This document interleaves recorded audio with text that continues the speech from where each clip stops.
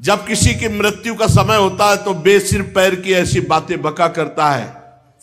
अब आगे तूने मेरे सिवा और किसी को जगत का मालिक बताया है तो बता तेरा जगदीश्वर कहां है। कहता सर्वत्र है। बांध दो इसको इस खंभे में। प्रहलाद जी को कोई भय नहीं, क्योंकि पता है कि मेरे प्रभु सब बलों के बल है। खंभे में बांध। तो तेरा जगदीश्वर कहां है? क्या कहा? इस खंभे में भी है। तुझे इस खंभे में तेरा जगदीश्वर दिखाई दे रहा है? अरे झूठा, तू डींग हाँक रहा है।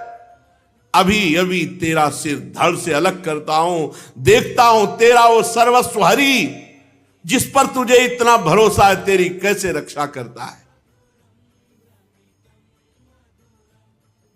बड़ा ये कथा कह लेना और सुन लेना बहुत सरल है, लेकिन परिस्थिति जरा थोड़ी देर के लिए प्रहलाद जी वाली परिस्थिति में आओ कि खंभे में बांध दिया गया और इतना त्रिभुवनपति पिता पूरे मारने के लिए तैयार है, लेकिन प्रहलाद जी की मुस्कुराहट में कोई फर्क नहीं। अभी अभी तेरा सिर धड़ से अलग करता हूं, देखता हूं तेरा सर्वस्व हरि कैसे तुझे बचाता है, जिस पर तुझे इतना गर्व है, भरोसा है, वो तेरी कैसे रक्षा करता है। इस प्रकार वो क्रोध में भर करके एक घूंसा खंभे पर प्रहार किया। कहां है तेरा हरि? जे ही घूसे का प्रहार किया, ऐसा टहास आवाज आई, पूरा त्रिभुवन कांप गया। ऐसी ध्वनि की लोक लोकपाल सब थर्रा उठे, मानो प्रलयंकारी आवाज हो। और हिरण्यकश्यप ने देखा ये घोर शब्द कहां से हुआ। तलवार छूट गई, ढाल छूट गई हाथ से, कांपने लगा। ऐसा भयंकर सिंहनाद। खंभे की तरफ देखा तो इतना तेज था कि उसकी आंखें चौंधिया गई, कुछ दिखाई ही नहीं दिया। शब्द करने वाला दिखाई ही नहीं दिया, इतना तेज था खंभे में। अपने प्रिय भक्त प्रहलाद के लिए भगवान ने ऐसा अवतार धारण किया जो न भूतो न भविष्यति, जो न कभी ऐसा रूप भगवान ने धारण किया। प्रहलाद के लिए ऐसा अद्वितीय रूप धारण किया। भगवान का रूप कैसा? कमर से नीचे तो मनुष्य का और कमर के ऊपर शेर का, सिंह का।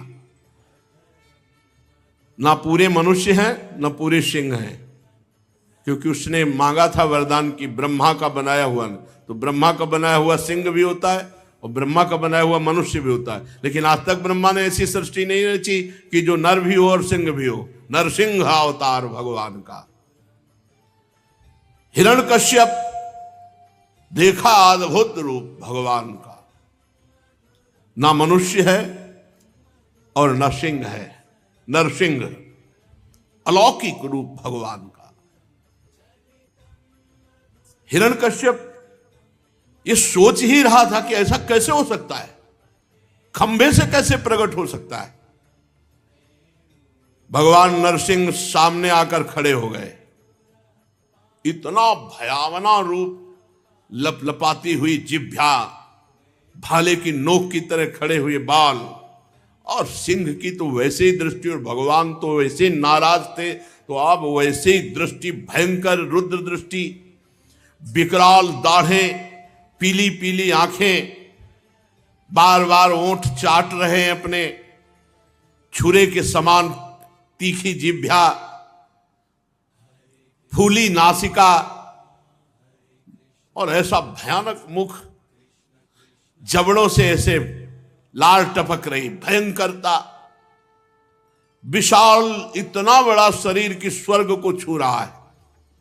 गर्दन नाटी और मोटी, छाती चौड़ी, कमर बहुत पतली, चंद्रमा की किरणों के समान सफेद रोए शरीर पर चमक रहे हैं, और चारों ओर सैकड़ों भुजाएं फैली हुई है, बड़ा विचित्र रूप, और आयुध रूप में केवल नख है। किसी का साहस नहीं कि समीप पटक सके। भगवान के चक्र, सुदर्शन आदि श्रेष्ठ श्रेष्ठ आयुध वहां चक्कर काट रहे हैं। हुकुम हो बस केवल। जितने भी दैत्य और दानव थे सब भाग पड़े देख करके भगवान के नरसिंह रूप को। कोई वहां नहीं खड़ा रहा, ऐसा भयंकर रूप भगवान का। देखो ये वही लाडले हैं जो ललित त्रिभंगी बंशी वादन करते हैं, इतने लाडले इतने दुलारे कि ऐसा लगता छाती से लगा लो है। वही ऐसे लगे ना कि सबकी छाती फटने लगी, हिम्मत नहीं किसी की नजदीक पहुंच जाए, सब भयभीत होकर भाग रहे।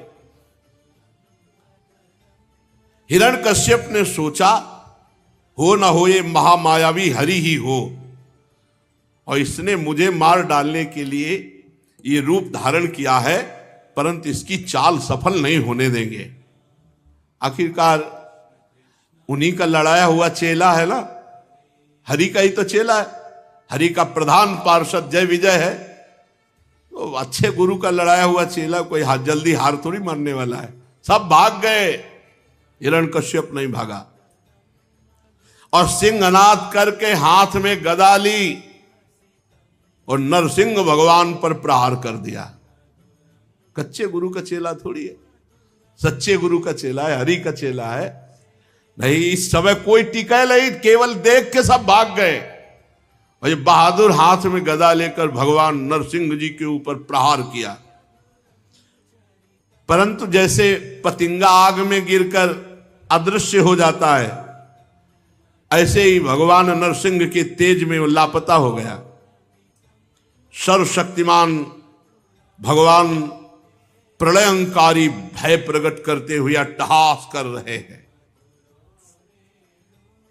जो नरसिंह भगवान पर गदा मारी तो जैसे छोटे सांप के बच्चे को गरुड़ जी अपने पंजे से ही पकड़ लेते हैं, ऐसे भगवान ने गदा सहित हिरण्यकश्यप को पकड़ लिया। फिर भगवान ने सोचा थोड़ी देर तो खिलवाड़ कर ही दे, फिर छोड़ दिया। अब वो जैसे सांप गरुड़ के चुंगल से छूट जाए तो फन फैलाकर काटने के लिए दौड़ता है, ऐसे ही भगवान पर बार बार अस्त्रों का प्रहार कर रहा। लोकपाल घबरा रहे हैं, भगवान से प्रार्थना करें प्रभु ज्यादा छूट मत दो, मारी डालो। भगवान धैर्य रखो, थोड़ी देर तो खेल होने दो। और लोकपाल घबरा रहे कि ऐसा कहीं ना हो जाए, क्योंकि बहुत